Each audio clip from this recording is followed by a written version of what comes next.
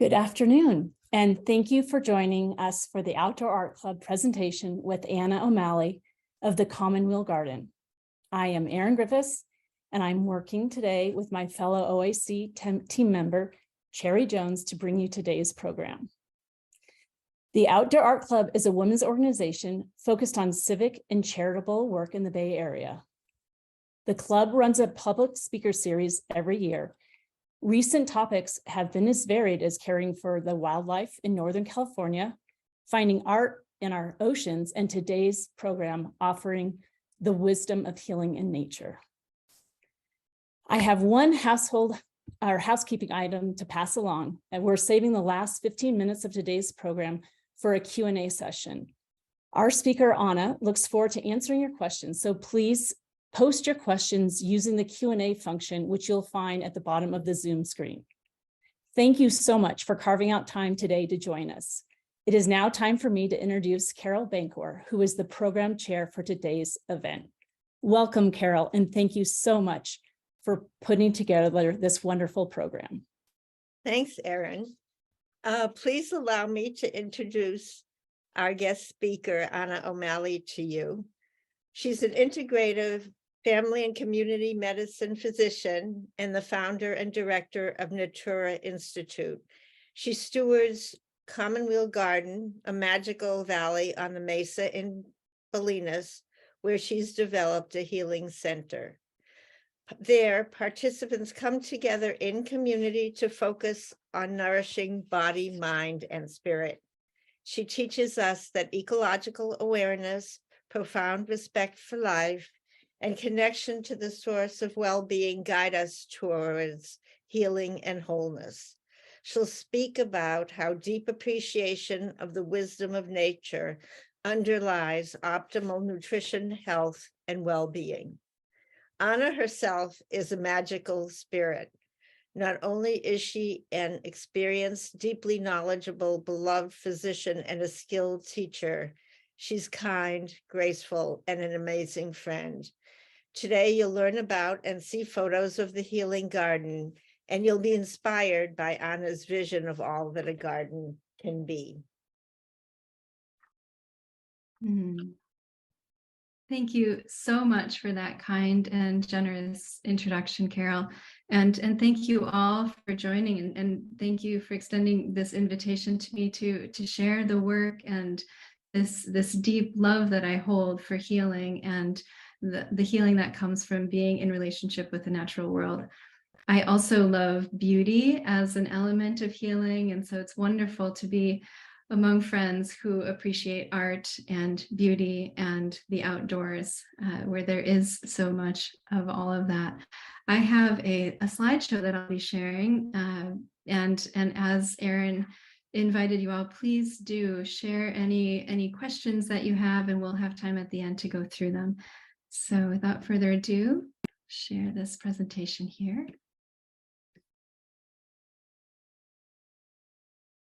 Okay, here we are.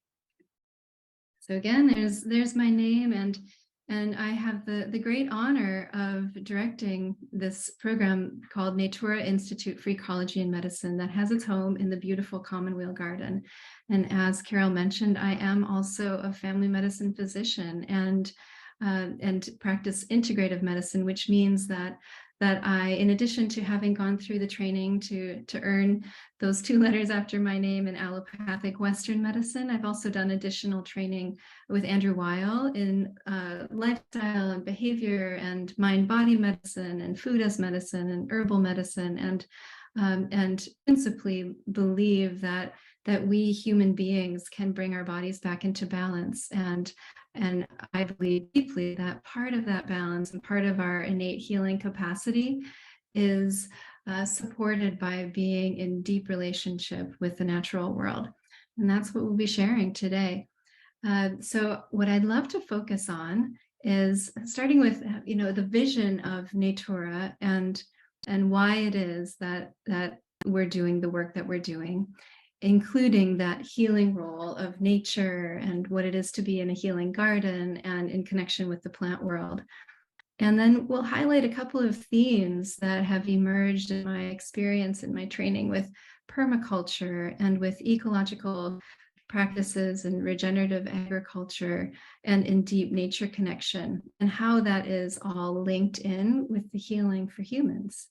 And then invite us to each consider how we can create sanctuary at this planetary moment where there's so much going on in our human family and in the, as some would call it, more than human family, that, it is a beautiful moment to be considering how we can be in a healing and supportive and calming, beautiful way with each other. So we'll start with this image here. As Carol mentioned, we are out in Bolinas. We're actually in the Point Reyes National Seashore, which is a great privilege of an opportunity to steward land. This is land that is the unceded territory of the Coast Miwok, and we do the best that we can to honor that lineage of reciprocity in relationship with the natural world, and in deep relationship. So this image here, I think, captures a little bit of the incredible beauty. This is at sunrise, and so you can see Mount Tam there, that back ridge, and you can see San Francisco and the ocean off to the west, and it is really a beautiful place to be doing healing work. And truly, all of the natural world is just full of such beauty and wonder. So this is a little rough transition here, to go from that beauty then to look at this image here, and perhaps as a starting point, you know what, I'm actually so rough on the eyes. I'm going to go back to this place here for just a moment. So as a doctor, as a primary care physician, I have a front row seat to what is happening with chronic disease epidemic in our country, in our communities.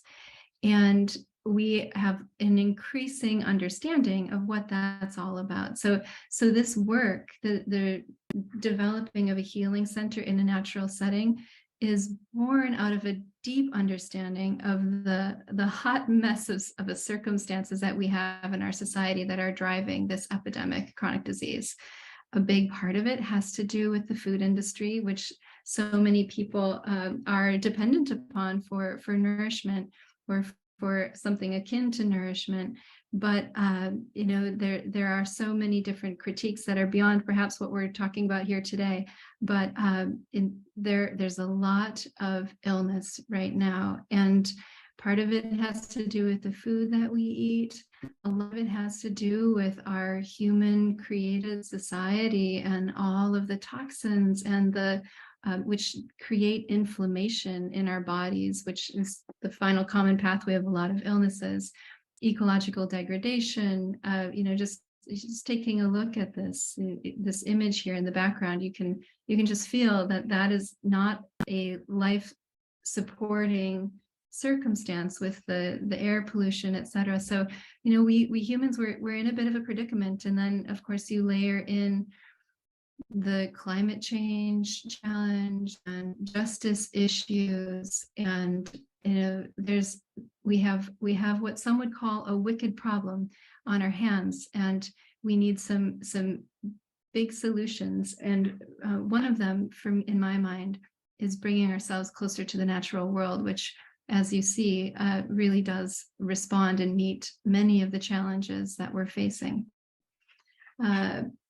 I also have a front row seat at what it is, like how precious and costly it is to be supporting human life with very challenging societal conditions. So we have a lot of chronic disease, and we use a lot of pharmaceuticals and a lot of procedures and extensive hospitalizations, all of which are wonderful.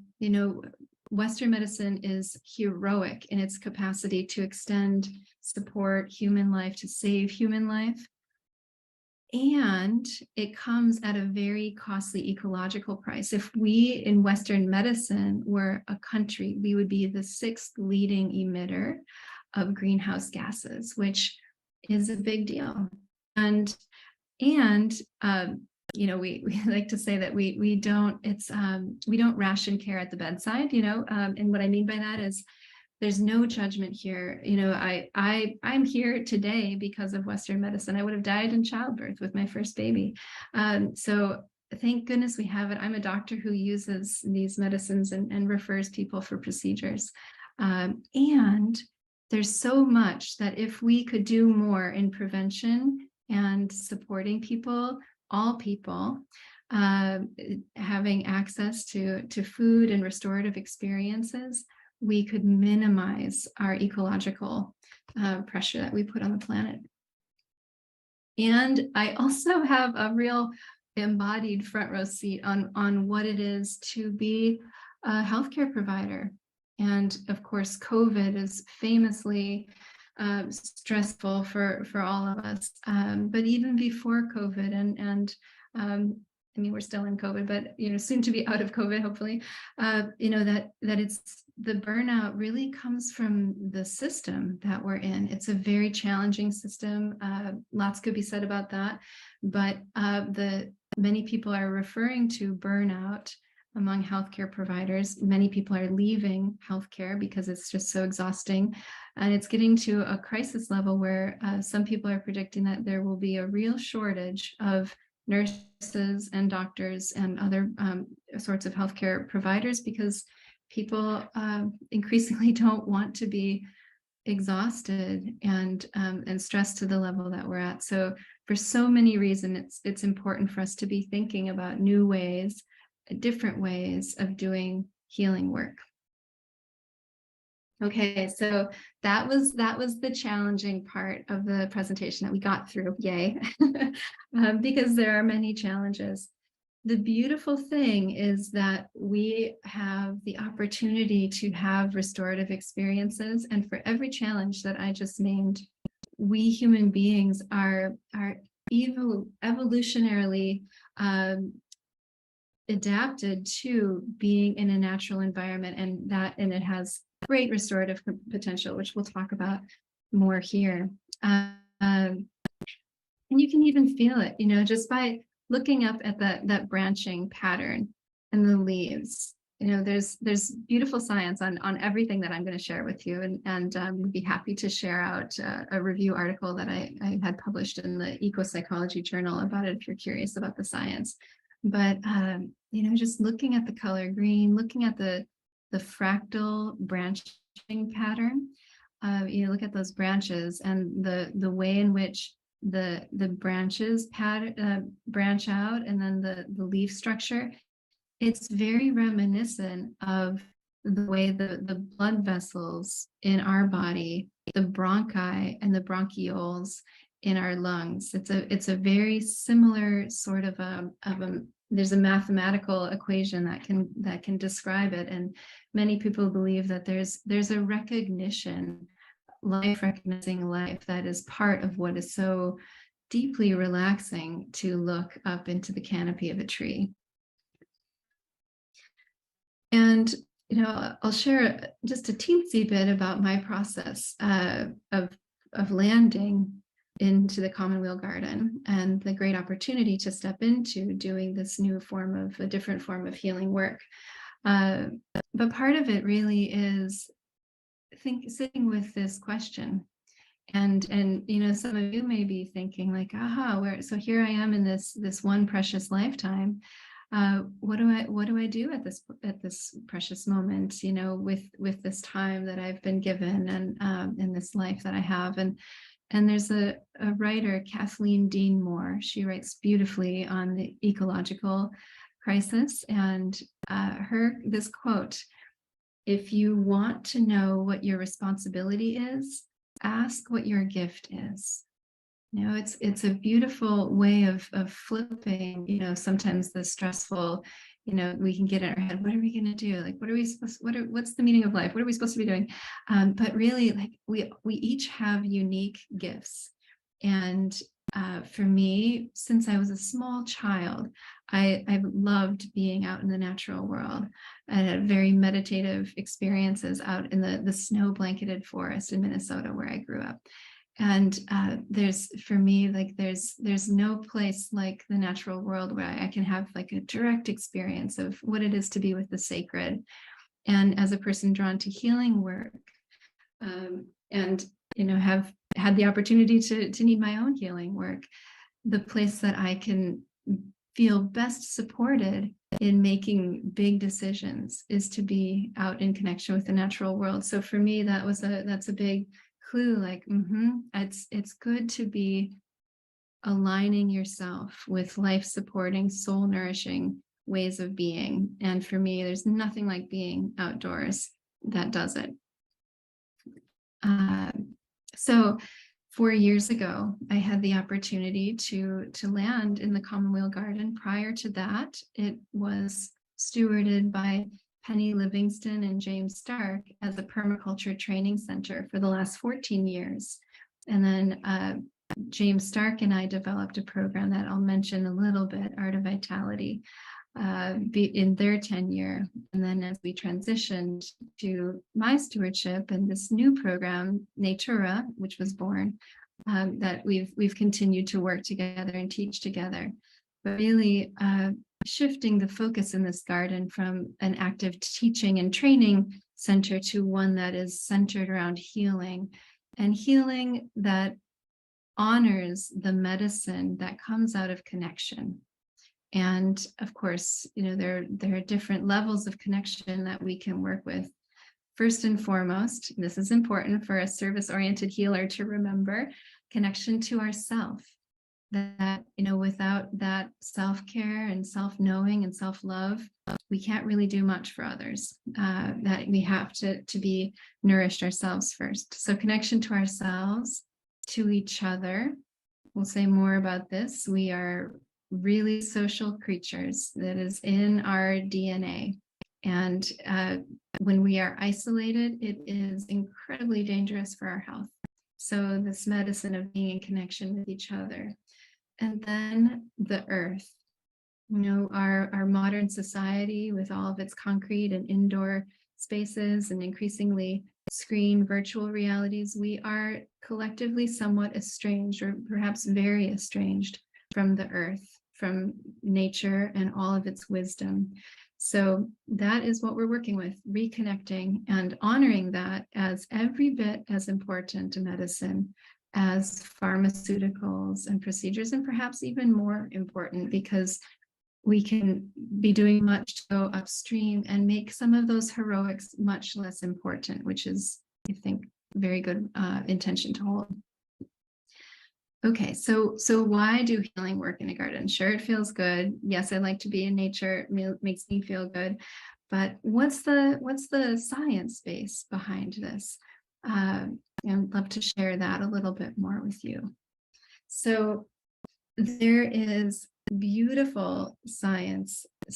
I love these studies. I love that there are researchers out there asking these questions and then designing studies to get these answers. So they have found that when people are in a natural environment, or even exposed to images of a natural environment, that it brings forward an empathetic response, a desire to be kind and to be helpful. People are more likely to stop and help someone pick up that which they've dropped. For example, this is like one of the study designs, after they've been in nature, than if they were in an urban environment. And that's really important. We can think, it's not hard to think of places in our society where we would be well served to be kinder and more empathetic with each other. And so doing work in circles and in connection with the natural world, just it brings forward the better angels of ourselves, so to speak. Now, we mentioned in those early slides about some of those anthropocentric or human-centered and anthropogenic or human-made stressors, and that create inflammation and that drive the stress response in our nervous system, that sympathetic nervous system.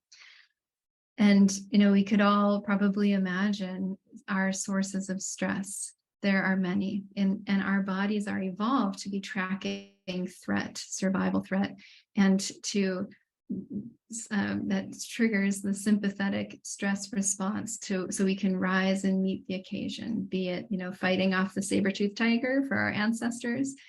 And nowadays it's more of this constant, for many, low grade stress of deadlines and bills and finances, and, you know, for some people, housing insecurity, food insecurity, what it is to have brown or black skin. You know, there's this constant sources of stress in our society, and that drives inflammation. It drives up our blood sugar and our blood pressure, and inflammation also increases our risk of cancer, and the stress and you know, lack of sleep and all of these things can increase the risk of dementia and diabetes and of course stroke. And so all of these things that you know, we in medicine are very busily mopping up the you know, or maybe mopping up isn't the right term, but we spend a lot of time and energy working on addressing the far downstream sources or effects of being under a lot of stress. But thankfully, in addition to that sympathetic nervous system, we also have the parasympathetic nervous system, a system that is activated by taking deep breaths. And it's also activated by like being listened to and having a supportive friend. And increasingly we're understanding how powerful being in the natural world is to support and stimulate that relaxation response. Two of the most powerful natural triggers for the parasympathetic nervous system is the sound of water. And it can be the sound of running water in particular, like the sound of a stream or a babbling brook, and the sound of waves, the sound of rain. We just recently had quite the opportunity to listen to water. We in the garden were rejoicing at the return of our seasonal creek, which flowed for a couple of weeks in the beginning of January. Of course, you know, the sound of flooding, rushing water can also be a source of stress, but in general, the sound of running water can be quite soothing. And so some of the programs that we do in the garden are, in addition to healing programs like that one that I mentioned, Art of Vitality, we also have programs where we are talking about like design elements and how to be tending a garden in such a way that's bringing forth this elemental medicine, so to speak. We're having a 3-day retreat that's going to be happening in April. That's really all at that intersection of how do we tend gardens, design landscapes, and be in our bodies and in our environments in such a way that really supports our healing. The other, I don't have a picture of it, but the other thing, in addition to running water, is bird song. Bird song signals to us, like when the birds are singing, you know that there's not some sort of major threat moving through the landscape, because birds would be doing something else if that was happening. So, you know, we in our very old evolutionary bodies are attuned to recognizing when everything, like the coast is clear, the birds are singing, and we can just relax. And it also stimulates the sympathetic nervous system. I love talking about wonder and awe. I love looking at these beautiful little pussy ears that will be blooming all over that, right where that same picture that we started off with, that ridge, the hills around the garden, just like on Mount Tam and just like all around the Bay Area in spring, in later spring. We're in early spring right now, it seems. You know, but looking into the flower. You know, just like, I mean, you can choose anything in the natural world, but like gazing into a flower for me is just one of the quickest ways to get like a major hit of awe and wonder and beauty. And there's more science that we can talk about here that when we are moved to a state of wonder and awe, that it is on like a mood level, on an energetic level, on a very human level. It's a very healthy, healing sort of a internal state to be in. Even more than, say, like feeling happy, for example. People who regularly experience awe and wonder have increased longevity, increased health. There is something that's super supportive about just being moved to awe. And I think it's helpful to be in states where we can experience humility. We human beings are not a particularly humble bunch, you could say. We're a pretty dominant, noisy species on the planet. And our very name recently had this curiosity about the first three letters of humans and humility. And it turns out that it has the same etymologic root as humus, that earthy, loamy. There's a picture that speaks to it in a couple of slides, that we humans are, in our very name, we are close to the earth, close to the ground. And that is like, from a humility perspective, important to remember, that we are connected to the earth, and it's good to be humble, and it's good to be awestruck. So here's something that I am very moved by. Those of us who have a deep, loving, abiding connection with the natural world are inherently, we are moved to be doing what we can to protect it, to nurture it, to care for it, to tend it. That is our birthright. It is something that our human family has done over time, and our very survival has in the past been completely linked to how well we know how to tend the earth and how to protect our environment. We too are natural beings. Sometimes we forget that we too are part of nature, just like bunnies and trees and birds, and we have a habitat. I might think that our habitat is concrete and steel, some of us, but we are really dependent upon a living, breathing earth that is life supporting, and there's no guarantee that our species would survive if our habitat is completely lost. So to me, this feels like a very crucial thing, to be connecting people back to the natural world, to be connecting children to the natural world, and to be speaking of it as something that is sacred and beautiful. Okay, so I'll put my integrative medicine doctor hat on. So there are so many things that so many ways we can be bringing into our body medicines, and we think of medicine sometimes as the pills that we sometimes prescribe.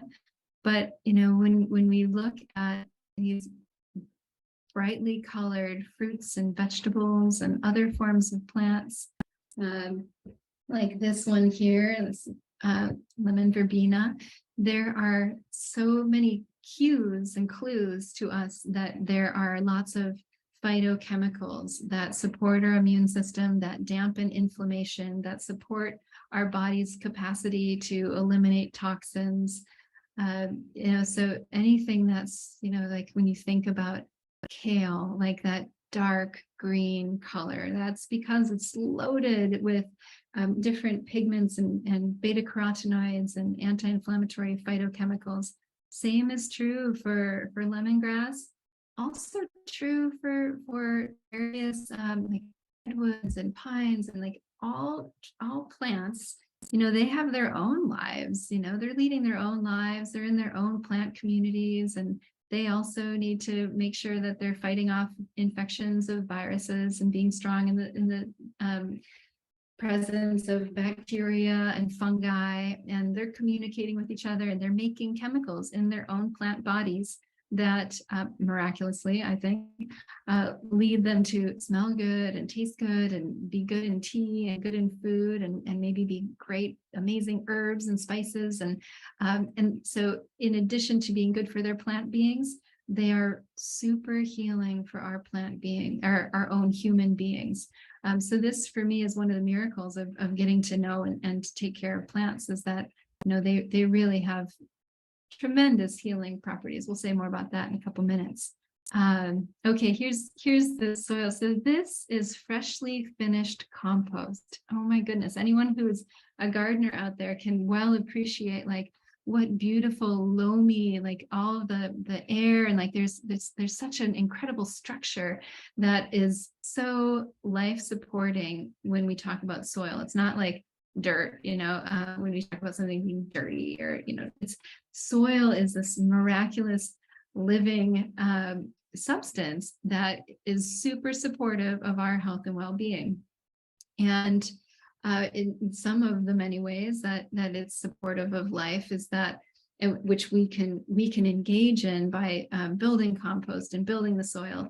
When we have really healthy soil, our microbiome, which is this community of bacteria, good bacteria that live on and around and in various parts of our body, especially the gut.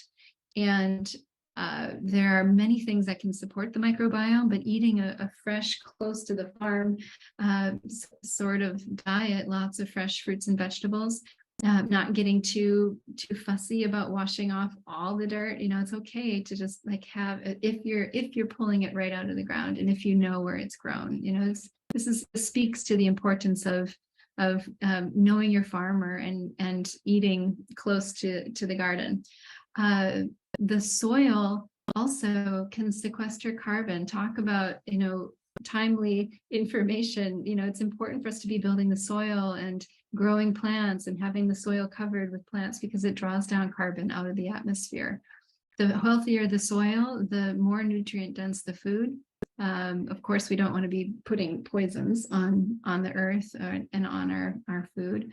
It also has a much greater capacity to hold water. You know, everyone was asking, oh, how were you in all of the rains? And the soil in the garden and the way the water flows through the landscape, like we were fine. We had no flooding.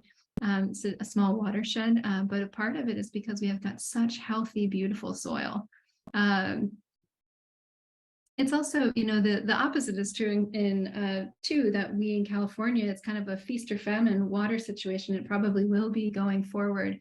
So it holds water, it absorbs water, so it helps with the peaks and troughs, so to speak, with our water situation.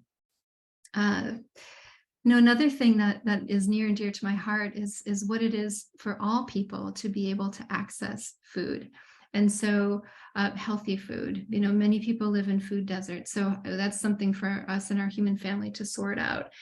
So how do we grow local food systems? How do we link up networks of farmers and gardeners and be supporting our local food banks and having gleaning programs and really be in this mutual aid sort of a way with all people in our communities. And we do that out in West Marin, and I'm just honored to be participating in these gleaning efforts through various community partners, and, you know, sharing the surplus. We have a lot more apples and pears than we could ever eat or can or make juice out of, or apple cider. So it's good for all of us to just be in that sort of a consciousness and then working for structures that allow us to do that. And it feels good. It's so fun. Okay, so I'm going to just say a little bit more about plants. Any plant people out there might recognize that there are some real powerhouse friends here in this basket, including milk thistle and oregano and fava, and you know, they do wonderful things for the garden, but also for our bodies. Here's just like a hit parade of some of my favorites. These are all pictures from our garden. You know, so all of the mints, you know, including the native yerba buena, and all of like spearmint and peppermint, and you know, some people are surprised to learn that thyme and oregano and basil, they're all mint family members, and every single family member in the mint family has medicinal effects on our bodies. Yeah, so and cruciferous vegetables are another powerhouse family that grows so easily out here. So easy to grow kale in West Marin and in Northern California. It's not too hard. And other family members, including broccoli and even arugula. And, I love highlighting some of the wild volunteers too. So we've got nasturtium, which is one of the most potent, loaded with vitamin C, and with beautiful flowers and beautiful leaves. I love the way they just, create little jewels out of water droplets. But yeah, super high in vitamin C. This here is baby yarrow. Yarrow just coming up in the spring, and yarrow has a bitter profile, a flavor profile, which is a signal to us that it is a really medicinal thing. The bitter herb family in general, like anything that's bitter, supports our digestive functions. It gets the juices going. So for people who have low digestive energy, taking some bitters before eating a meal can be really helpful. It also helps with blood sugar stabilization. This beautiful being here is elder in flowers. So these are elder flowers. They will become elderberries. Super potent medicinal as well. And then I love these beautiful wild onions. They do proliferate. They're actually the 3-cornered leek is the technical name for them, Triquetrium allium. But they, like other alliums, including onions and garlic and leeks, they have the sulfur groups that support our detox pathways in our body, and they're free. They grow all over the place. You have to be careful where you source them, not by the roadside. And then we've got here in this little nest of goodness, we've got some citrus. We've got lemons are also super powerful. Cilantro, also a great detoxifier and eliminator of heavy metals. So I could go on and on. You're probably getting a sense, like, I adore plants, and love this quote from Robin Wall Kimmerer, that in some native languages, the term for plants translates into those who take care of us. And it is such a beautiful thing to be in a mutual relationship with these. So how do we take this medicine in? One of the most powerful ways is to open the senses, through the gates of the senses, all of them. And that is really only possible when you quiet the mind. And quieting the mind, as anyone who has a meditation practice knows, that's where the magic is. The magic of being in the present moment, out of the head, and figuring out what it is that we can do to just get into that state is a very healing endeavor indeed. So I just wanted to as we come to the end of the presentation here in the next couple of slides, also just kind of pull back out into what it is that what it means to be doing healing work in a garden, and how we in the human manifestation of the natural world can be working with these energies. So I love convening people in circles. This is what we do in Art of Vitality. We come together over the course of a year and work with different integrative medicine concepts. We also have every full moon fire circles. This is something that was started by James Stark several years ago, and we're continuing in the garden now. And it is all too rare in our society to be in a lightly held space. And by that I mean that there are certain agreements, and that it's a safe space for people to share what's on their hearts. We humans are going through a lot right now, and we will continue to be going through a lot. And and we are people who need to make meaning of our experience, and we need to be witnessed in our experience. And being isolated and lonely is really hard on us. Being isolated and feeling lonely is as dangerous to our health. It takes as many years off of our life as smoking a pack of cigarettes a day.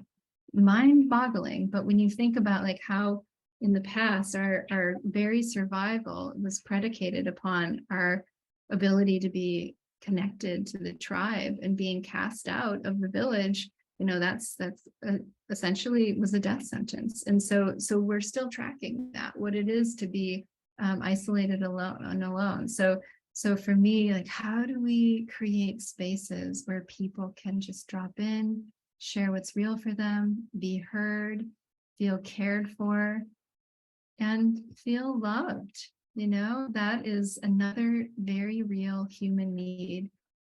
Many people just don't feel like a loving connection in their life, and we can be that for each other. And that's one of the forms of medicine that we work with, and one of the forms of medicine that I work with in my primary care practice. That's part of the magic of the continuity relationship in primary care, is that a human being feels cared for.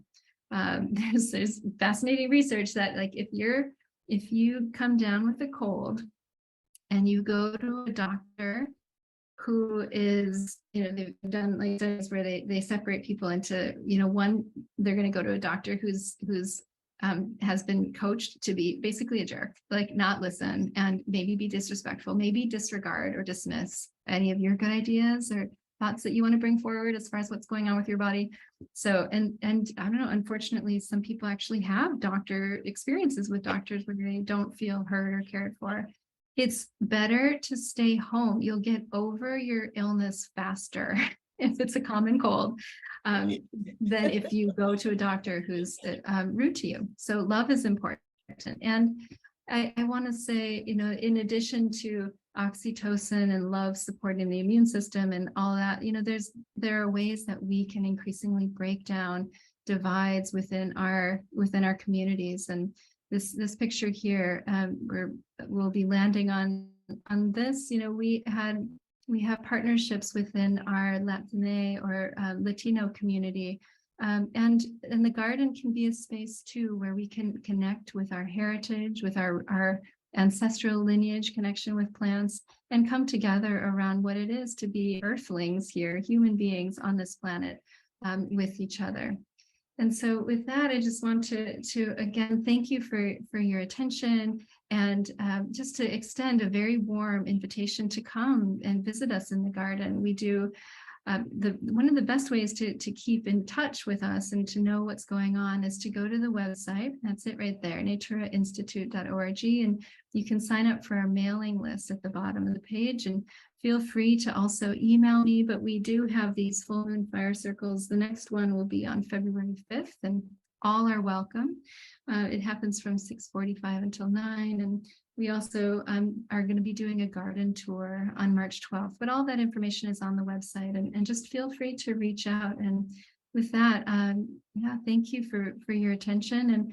And I think it's a beautiful invitation for us to be thinking how we can be creating healing sanctuary and oases in our own lives, in our own gardens, if we have them, or however we want to define that. So with that, I'm going to come back to the group and take your questions if you have any, and thanks again.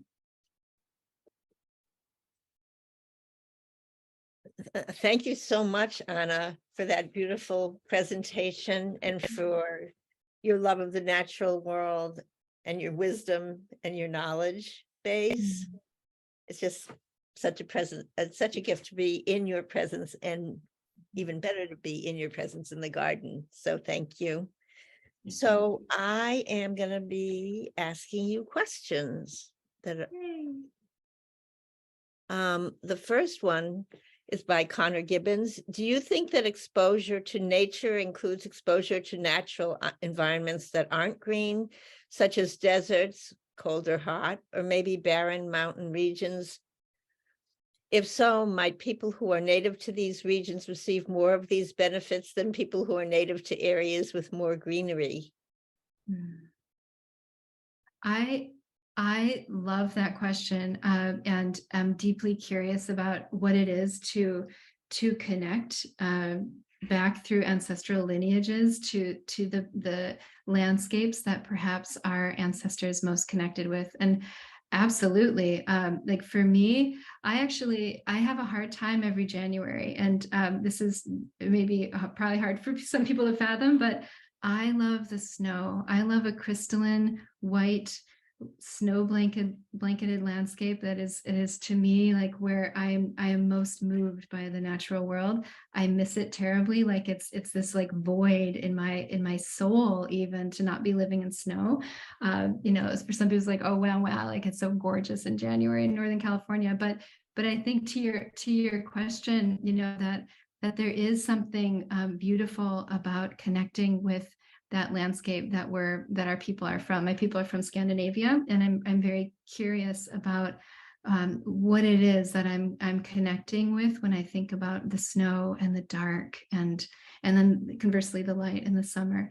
And yes, I mean there's so many traditions around going to the desert, going to that harsh landscape, doing, you know, it's so supportive of really going inward and reflecting, and like the expansiveness. And you know, there's a real tradition around doing vision quests in that sort of a space as well. So absolutely, it's all, every single corner of this earth, even in the urban landscape, you know. And there's great studies in the urban landscape that people who live in, say, like a housing development in the intensely urban landscape, that those people who live on the side of the development where there's a park and trees and grass are much less likely to be calling the cops and reporting violence and experiencing violence than those people who are surrounded by the concrete, urban, like all concrete. So yeah, anywhere that you can find nature, it's beneficial. Okay, I'd like to ask the audience to please ask questions. There's, yeah, that time has come. And someone's asked, do you offer tours for elementary age children? Oh, we love having school children in the garden. Yes, absolutely. And you know, we have partnerships. Like one of the partners that I totally love working with is a program called Project Avery, which is the children of incarcerated adults. So we love, like, I mean, all children, but it's particularly wonderful to offer experiences in the natural world for children who aren't nature saturated the way out in West Marin, like blessedly children are nature saturated. So it's great to have people come out. Yeah, thank you. Thanks for that question. Okay, again, I'd like to urge the audience to ask questions, and I'm going to ask one. Anna, we're both on a retired position, and I can't imagine, when I was in training and in residency, there was so little opportunity to be outside, and I'm just wondering how you were able to cultivate your love of nature while you were in intensive training. Yeah, it was totally foundational to my sanity, honestly, but there was not an abundance of time.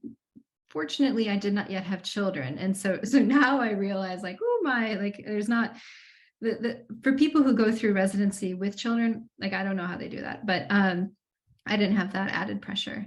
But for me, yeah, I went to Mount Tamalpais like on a near weekly basis at times.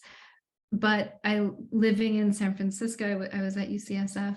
I lived really close to Buena Vista Park. And so at the very least, I would make a practice of hiking up Buena Vista Park. It's a beautiful park with a beautiful view and wonderful trees, and climb up into one of the eucalyptus trees, and just, you know, even if I only had a half an hour, I could sneak away and do that. Okay, I'm going to ask a question. I love it. I know, and you mentioned this in your talk, that that you're focusing on a connection with Latina women, I guess. And could you speak to that? Yeah, absolutely. One of the central aspects of our vision at Natura is how can we create access for all people to have deeply restorative experiences in the natural world. And often, you know, there's who gets to access that. We think about wonderful places like Rancho La Puerta and other like spa sort of settings that are that people can go to and have restorative experiences, but they are really financially out of reach for a lot of people, and people might not feel totally comfortable there. There are a lot of barriers to accessing that. So part of our work is to really understand what are those barriers and what allows people to access that. And so through long attended relationships with our community leaders within the some people are saying Latine, which is kind of a gender neutral. There's Latino, Latina, but that through the course of relationship that this community also feels like the garden is a home for them. And so we have places where we're tending plants that are from Mexico, from Oaxaca, so that we can be supporting like the culinary magic that comes out of that region as well. And we saw that we did a ceremonial planting of this Nepalese cacti, those opuntia, or the beaver tail prickly pear cactus, which it's such a nourishing plant. And so yes, similar to the Art of Vitality program, which we have now, we're in the fifth year of offering this, where people are in a circle together and are coming together through the seasons. We've been developing these series of retreats for Latina women, and also finding ways for our circles to be more bicultural and celebrating bilingualism as well. So that our current Art of Vitality Circle of 30 has 8 people who are fully bilingual from the Spanish-speaking community, who are also community leaders. So we're working strategically to deepen the interrelatedness within our community, and the garden holds it all so beautifully. So yeah, I could say more, but that's kind of the heart of it. Yeah. Thanks. So this is a really hard question. What are your favorite native plants, and do you favor them in the garden? I really do love planting California native plants and tending California natives, and I think that it's smart to do so, particularly from a future looking perspective, just thinking about water and thinking about ease of tending. So yes, and I love, in Natura's name, the Natura Institute for Ecology and Medicine, ecology is in the name, in that both like what are the ecology, the circuit, like the surroundings that support us humans, but like also understanding what like plant family relationships and plant ecologies, native plant ecologies. So okay, I don't know if I can pick a favorite, but I have to say that I am totally in love with the redwoods, and I love like the redwood ecology of like sword ferns and huckleberries, and then the way redwoods are with each other, and the way they support each other, and you can lay under them, and there's like this soft bed. So that's probably my favorite ecology in the garden to just go drop into. It's but it's so many. Yeah, I know. Arlene wants to know who works in the garden and what do you do with the produce? So we have in the garden, we have 2 people, soon to be 3 people, who are in kind of an intern role. And so in that role, they are both helping us with attending, but also really learning about food as medicine. They participate in the programs if they're interested in doing that. One of the women is particularly interested in nutrition and regenerative agriculture, and she's pursuing coursework in that realm, at that intersection. So yeah, we have 3 people who are. The person who's about to join is interested in doing training in eco-psychology. So yeah, we love having people living on the land who really want to just be in that sort of supportive relationship with the land. We also have our garden manager, Jacob Scheidler, is a super kind human being, and he hosts volunteer days, or our garden tending days are basically Thursdays where all of us are working together and tending together. And then volunteers, if they want to drop in, and if people are interested in coming out and participating in that fun, you are so welcome. It's not always very glamorous. Sometimes it's like weed pulling, but for me, there's something super therapeutic about pulling hemlock. But yeah, so there's a core group of us, and it's like, to me and to people who are on the land now, it's like just feels like such an honor to be in relationship with this completely magical, sacred, living, breathing garden. Yeah, she also asked, what happens with the produce? Oh, the produce. So we share the gleanings when we have excess with Extra Food, which is an organization that supports the just making sure that all people have access to really healthy foods, and it goes to the schools and the food banks. We also use it to support food or meals with the different programs that we do. We do chef demonstrations. We do not have like a large scale farming operation. We have a smallish number of raised beds that are kind of more of in a demonstration way. So we eat a lot of it, but we do share the surplus. Thank you. And another question is, how do we encourage urban organizations for older folks to add outdoor experiences? Has that been anything that you've been involved in? It's such a great question.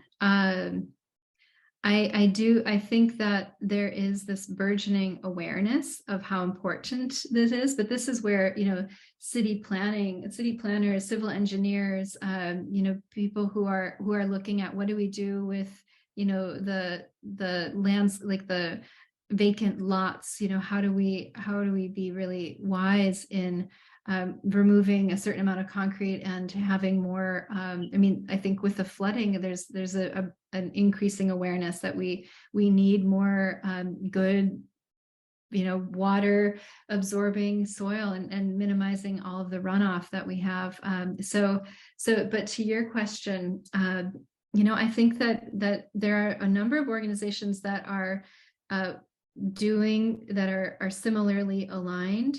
And I think that it just is a matter of all of us, like just remembering that this is real, that this is important, that all people need access to this. It's so good for older people. It's great for there are many places like skilled nursing facilities and assisted living facilities. Even for people who have dementia, like it's so good to have access to wander gardens, like where you can where the residents are able to go outside and to sit in that landscape and to feel like really safe and to not be at risk of injury, but it's soothing. Anyone who has known someone with dementia knows how challenging it is, how there aren't that many really safe pharmaceutical options to calm an agitated person with dementia. And so having the option to work with a natural landscape is like super wonderful medicine. And I'm going to ask one last question which is, do you know whether the Marin County supervisors have a sustainability community action plan? That is a very good question. And I'm going to write it down because I actually have a close contact who is a friend of the garden. And in fact, Dennis Rodoni is a friend of the garden. So I know that in the past, Penny Livingston was part of helping Marin County come up with that sort of an action plan. That was many years ago that she was engaged with that. I know that there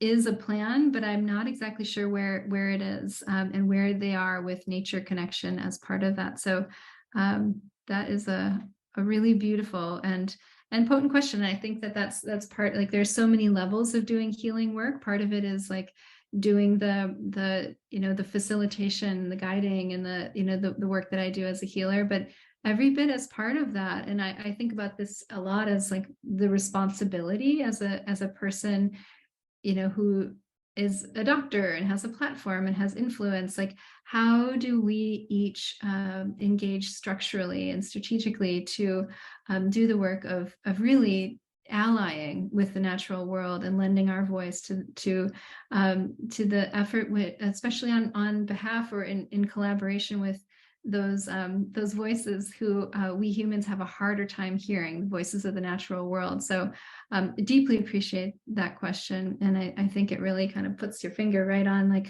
how does change happen? It happens through these structures that we have in our in our governance as well. Thanks for that.